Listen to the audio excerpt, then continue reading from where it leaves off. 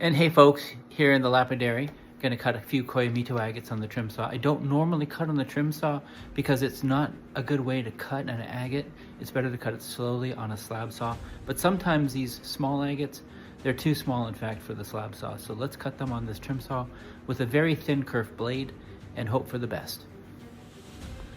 Some small Koyomito agates. Let's cut them on the 6-inch trim saw and see what we get.